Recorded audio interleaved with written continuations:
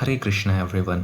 Let us all pay our humble obeisances to our spiritual master Srila Prabhupada, and with this let's dive deep into the divine journey of Bhagavad Gita. तो read along study along daily series का आज day 101 है और शुरू करने से पहले हम लोग राधा कृष्ण जी को याद कर लेते हैं। जय श्री राधे कृष्णा। वृंदावन के राधा कृष्ण जी के दर्शन कर लेते हैं।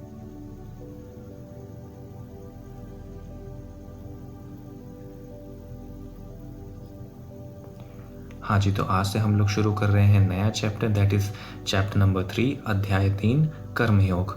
और आप यहाँ पर देख रहे होंगे कि मैंने एक फ़ोटो लगाई हुई है जिसमें श्री कृष्ण जी अर्जुन जी को भगवद गीता का ज्ञान दे रहे हैं। तो ये फ़ोटो आप जब भी देखें तो आपको ये बात याद आनी चाहिए कि श्री कृष्ण जी बोल रहे हैं यानी श्री भगवान उवाच, और अर्जुन जी सुन रहे हैं यानी हम लोग सुन रहे हैं।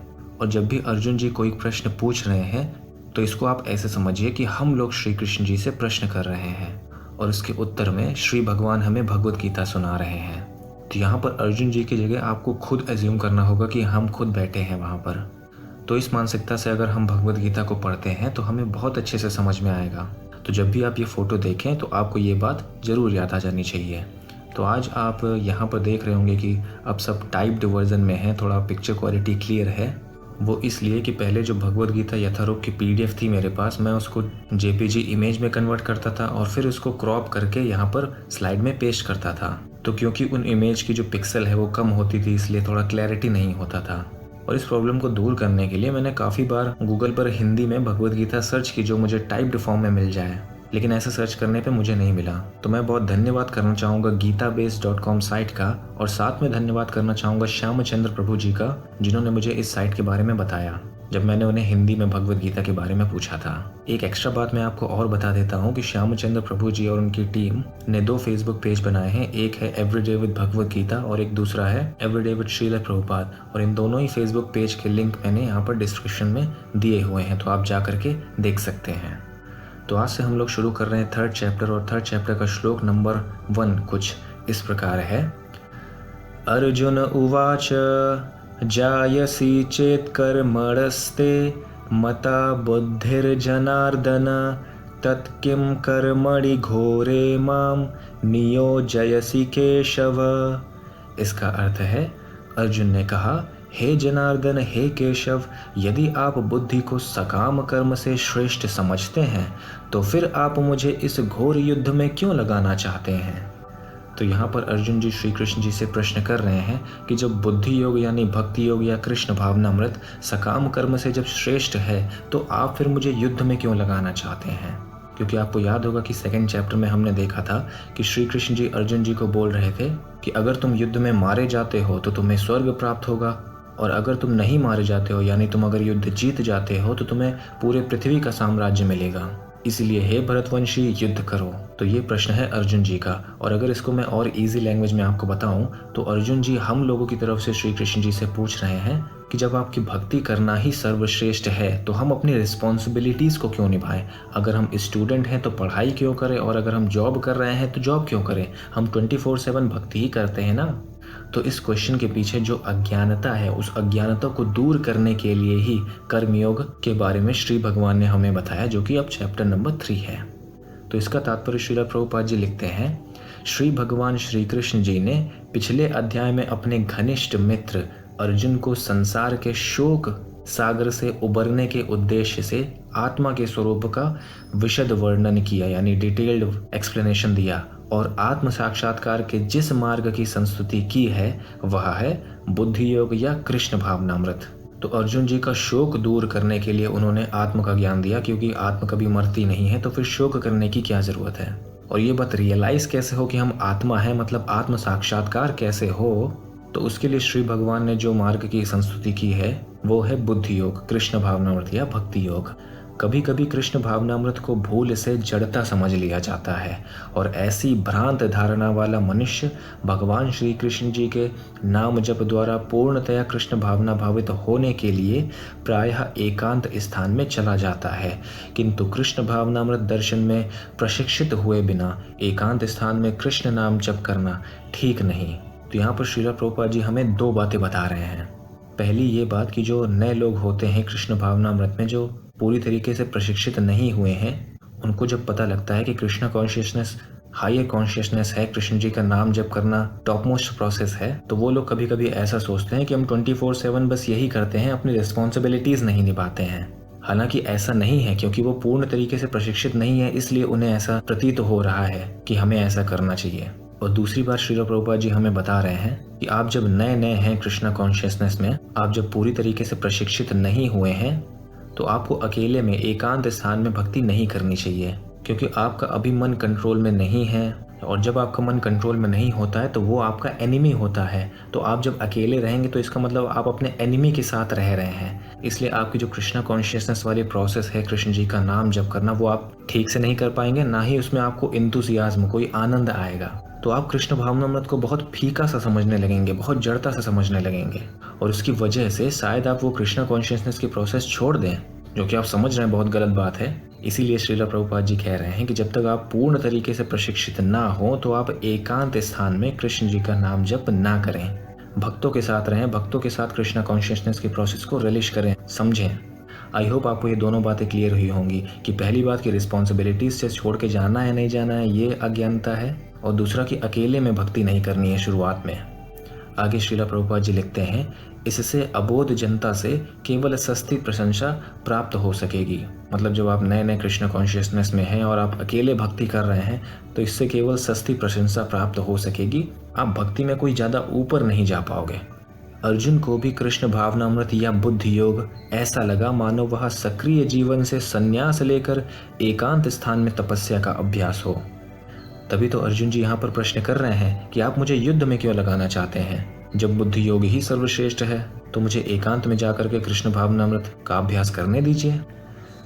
दूसरे शब्दों में, वह कृष्ण भावनामृत को बहाना बनाकर चातुरी पूर्वक युद्ध से जी छुड़ाना चाहता था। तो अब यहाँ पर बैक ऑफ द माइंड जो अर्जुन जी के दिमाग में चल रहा था, ये उनकी अज्ञानता थी। लेकिन अज्ञानता होना प्रेजेंट मोमेंट के रेफरेंस में, फर्स्ट पर्सन के रेफरेंस में, यानी खुद के रेफरेंस में गलती नहीं है। ये पास्ट मोमेंट के रेफरेंस में गलती है कि आपने पहले ही क्यों अपनी अज्ञानता नहीं दूर कर ली।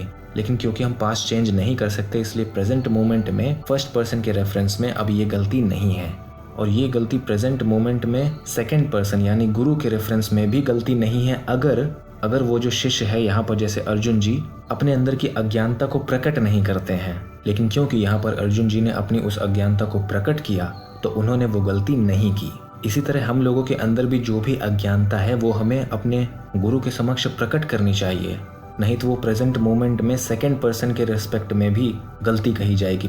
पास्ट मोमेंट के रेफरेंस में तो गलती है ही, अब प्रेजेंट मोमेंट के रेफरेंस में भी गलती हो जाएगी। तो इस बात का हमें बहुत अच्छे से ध्यान रखना है। किंतु एक निष्ठ शिष्य के नाते उसने यह बात अपने गुरु के समक्ष रखी और श्री कृष्ण जी से सर्वोत्तम कार्य विधि के विषय में प्रश्न किया। उत्तर में श्री भगवान ने तृतीय अध्याय में कर्म योग अर्थात कृष्ण भावना भावित कर्म की विस्तृत व्याख्या दी है। तो अर्जुन जी की एक निष्ठता अपने गुरु के प्रति होने से आज हमें ये कर्म योग के बारे में अच्छे से डिटेल में पता चलेगा। अब मैं आपको थोड़ा एक इम्पॉर्टेंट बात बताना चाहूँगा कि हम लोग स्पिरिचुअल पाथ पर हैं तो हम लोगों की जो प्रोग्रेस है इस पाथ पर वो हो रही है या नहीं, वो किन दो टर्म्स पे हम देख सकते हैं। तो वो पहला है क्लिनजिंग ऑफ कॉन्टामिनेशन। मतलब जो भी आपके सब कॉन्शियस में, आपके हृदय में जो भी कॉन्टामिनेशन है जिसकी वजह से आपको कभी कभी गंदे विचार आते हैं, बुरे विचार आते हैं, नेगेटिव थॉट्स आते हैं, तो इसका जो रीज़न है वो है कॉन्टामिनेशन। तो वो कॉन्टामिनेशन अगर क्लीन हो रही है तो हम लोग स्पिरिचुअल पाथ पे प्रोग्रेस कर रहे हैं। और जब ये कॉन्टामिनेशन क्लीन हो रही है तो साथ में हमारा जो कॉन्शियसनेस लेवल है वो भी एलिवेट हो रहा है। मतलब अब हमें चीज़ें ज़्यादा अच्छे से समझ में आ रही हैं। आपने काफ़ी बार सुना होगा कि लोग कहते हैं कि मैं जितने बार भी भगवत गीता पढ़ता हूँ मुझे और कुछ नया समझ में आता है। एक्चुअली उनका कॉन्शियसनेस लेवल बढ़ रहा है क्योंकि उनकी क्लिनजिंग हो रही है, उनकी कॉन्टामिनेशन दूर हो रही है। तो हम स्पिरिचुअल पाथ पर अच्छे से प्रोग्रेस कर पाएँ इसके लिए कुछ डूज एंड डोंट्स है जो हमें फॉलो करने चाहिए। डोंट्स क्या है? जैसे पहला है नो मीट ईटिंग, मतलब हमें कोई मीट नहीं खानी है। दूसरा नो गैम्बलिंग, हमें कोई भी जुआ नहीं करना है। तीसरा है नो इलिसिट फिजिकल रिलेशंस, हमें कोई अवैध स्त्री पुरुष संग नहीं करना है। चौथा है नो इंटॉक्सिकेशन, हमें कोई भी तरीके का नशा नहीं करना है, अल्कोहल नहीं लेना है, स्मोकिंग नहीं करनी, और भी जितने भी तरीके के हैं इंटॉक्सिकेशन मेथड्स वो कुछ भी नहीं करना है हमें। डूज क्या है? क्योंकि डोंट्स हैं तो अब डूज भी होंगे कुछ। रीडिंग शास्त्रास, जैसे कि हम लोग अभी भगवत गीता पढ़ रहे हैं, फिर बाद में कभी श्रीमद् भागवतम भी पढ़ेंगे। Chanting of Hare Krishna, association with the devotees, या कह सकते हैं हायर कॉन्शियस पीपल। और साथ में एक और चीज़ है कि अपना जो भी कर्म करें वो श्री कृष्ण जी को हैप्पी करने के इंटेंशन से करें, जो कि अभी यहाँ कर्मयोग में हमें अच्छे से पता चलेगा। अब एक चीज़ तो आपको पता ही होगी कि what ever goes in same comes out. तो हमारे पास दो ऑप्शन होते हैं। पहला ऑप्शन ये होता है कि garbage in garbage out, toxin in toxin out, या तो हम इस पर अपनी ज़िंदगी जिए, या फिर हमारे पास ऑप्शन 2 है कि divine in divine out, good in good out. तो हम लोग यहाँ पर बताए हुए जो डूज एंड डोंट्स हैं उसको जब फॉलो करेंगे तो हम लोग ऑप्शन 2 में स्थिर रहेंगे, मतलब डिवाइन इन डिवाइन आउट। तो क्योंकि हम लोग बहुत नए हैं इस स्पिरिचुअल पाथ पर, इसलिए हमारा एकदम से इंटरेस्ट नहीं आता है, क्योंकि हमारे अंदर बहुत सारी कॉन्टामिनेशंस हैं। तो अपने आप को इस पाथ पर अग्रसर करने के लिए हमें कुछ ऐसे मेथड्स अपनाने चाहिए जिससे कि हम अपने आप को इस स्पिरिचुअल प्रोसेस में आकर्षित कर सकें। जैसे कि हम लोगों को म्यूज़िक बहुत पसंद है, तो इसलिए हमें कृष्ण जी के भजन सुनने चाहिए, अच्छे वाले, अच्छी म्यूज़िक वाले शुरुआत में। बाद में जब आप बहुत हाईली एलिवेट हो जाओगे तो इवन आपको म्यूज़िक मैटर ही नहीं करेगा, आपको बस कृष्ण जी का नाम ही मैटर करेगा, आपको उसी में आनंद आएगा।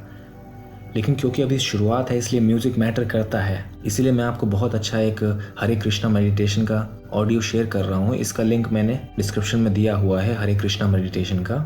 इसको आप अपने फ्री टाइम में ईयरफोन्स लगा करके सुन सकते हैं। जब आप सोने जा रहे हैं तब सोने से पहले एक बार इसको सुन सकते हैं, आपको बहुत अच्छा लगेगा। तो समझ रहे हैं, आप धीरे धीरे करके खुद को कल्टीवेट करिए इस स्पिरिचुअल प्रोसेस को लेने के लिए। और अपनी स्पिरिचुअल लाइफ और मटेरियल लाइफ को बैलेंस कैसे करना है वो सब आपको धीरे धीरे क्लियर होता जाएगा, और इस चैप्टर में भी काफ़ी बातें आपको पता चलेंगी। तो आई होप आप ये वाला ऑडियो जरूर सुनेंगे। कृष्ण जी का मेडिटेशन सॉन्ग, हरे कृष्णा मेडिटेशन सॉन्ग सुनेंगे, बहुत अच्छा है, आप जरूर सुनिएगा। तो अब हम लोग चैंटिंग ऑफ हरे कृष्णा करते हैं, श्रील प्रभुपाद जी करेंगे और साथ में हम लोग भी बोलेंगे, क्योंकि इससे हमारा कॉन्टेमिनेशन क्लियर होगा और हमें ज़्यादा चीज़ें समझ में आएंगी, हमारा कॉन्शियसनेस लेवल अप होगा। तो चलिए चैंट करते हैं हरे कृष्णा।